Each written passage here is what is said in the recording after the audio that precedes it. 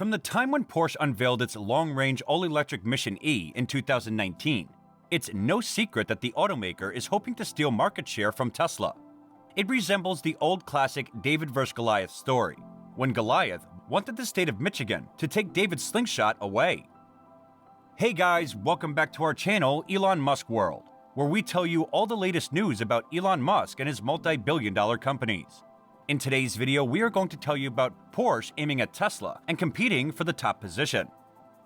The phrase David and Goliath has taken on a secular meaning in modern usage, denoting an underdog situation in which a smaller, weaker opponent takes on a much bigger, stronger opponent. This is what Porsche is trying to do. The all-new, all-electric 2020 Porsche Taycan was unveiled, giving a first look at the production sedan that promises to rival, if not outperform, the Tesla Model S in terms of power, performance, and range. Porsche, which was once the preferred sports car of many well-heeled enthusiasts, is attempting to reclaim some of the market share, and even panache it is lost as Tesla has grown. Porsche's first salvo in this battle is the Taycan, which will be followed by the Taycan Cross Turismo crossover in late 2020, which will compete with the Tesla Model X. In reference to the stallion at the center of the Porsche crest, the name Taycan, which is pronounced as Taycan, means lively young horse. The Panorama will be replaced by this new sports sedan line. It will be available in two versions, Taycan Turbo and Taycan Turbo S. In spring 2020, the Taycan 4S will be available for $103,800. Although the Turbo moniker is a bit redundant on an electric car because there is no engine to turbocharge, these names align with high-performance versions of other Porsche models. In the future, less powerful and less expensive Taycans will replace them.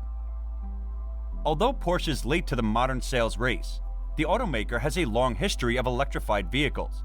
In fact, in 1900, Ferdinand Porsche and Ludwig Lohner collaborated to introduce the world's first hybrid vehicle.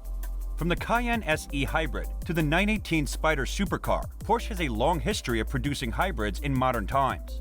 The company is now fully committed to electric vehicles. Along with new information about the model, the German automaker revealed more information about its 800-volt system for ultra-fast battery charging. Many people were disappointed when Porsche announced that the new Taycan Turbo had an EPA range of 201 miles, while the Turbo S had only 192 miles. However, a growing number of independent tests show that the car can easily outperform these estimates when driven with a light right foot. Nextmove recently put the Porsche EV to the test on a German highway. They fully charged the Taycan Turbo before driving it around Leipzig until the battery was nearly depleted. They also tested a Tesla Model 3 long range with a lower aftermarket suspension setup, and the results were quite interesting. Both cars averaged 131 kilometers an hour, despite the fact that the goal was to drive them at 150 kilometers an hour, which was not possible due to roadworks and lower speed limits on that stretch of Autobahn. The Model 3 ended up with a range of 332 kilometers, while the Taycan Turbo came in second with 314 kilometers. If you look at the Nextmove's chart, you'll notice that Tesla's quoted EPA and WLTP range are quite different, whereas the Porsche almost meets its EPA estimate. With decades of manufacturing expertise and support from parent company Volkswagen AG, Porsche is one of Tesla's strongest potential competitors. However, the German automaker specializing in high-performance vehicles is preparing to face financial headwinds as it aims to electrify its fleet. Lutz Menchek, Porsche's chief financial officer, recently spoke with Automotive News' Europe about the company's strategy for remaining profitable while investing billions in its electric vehicle program. Today, Porsche packs 8,000 to 10,000 euros in added content into an electrified vehicle, but those costs cannot be passed on via the price. The customer won't accept it, just the opposite. In some parts of the world, there's a certain hesitation. Once said by Menchek while having an interview with Automotive News Europe. Porsche will continue to build internal combustion engine vehicles while investing more than 3 billion euros in EV and plug-in development. The automaker will also implement company-wide cost-cutting measures to maintain its profit margin. That's an enormous burden for a company our size, says Menchek. To protect your margin, you have to look at substantial fixed cost cuts, but there's only so much potential since the biggest chunks are personnel and development. As sales shift toward EVs, a temporary drop in profitability in the midterm may be expected. To put things in perspective, Porsche's EV investment is roughly 70% of what Tesla's Gigafactory will cost when completed. It's a massive undertaking when Porsche admits it will necessitate a reorganization of the company, as well as financial incentives for its employees. We need to structure the company so that it is in position to sustainably achieve that. There can always be years when it might drop below 15% due to exchange rates or an economic crisis, but every worker has to know we are not letting up, says Porsche's CFO. There's even a pension component. Porsche's entire workforce is able to work toward a single goal as it looks to maintain a steady CapEx and R&D ratio by setting a fixed margin target of 15% on a company-wide basis.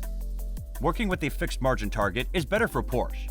It's more of an internal steering device. As a result, everyone in the company from the CEO to the assembly line worker is aware of the 15% target. That effect is diluted when we work with the range. There was never any doubt that Porsche customers would eventually prefer the Taycan to the company's ICE lineup. The speed with which they made the transition surprised me.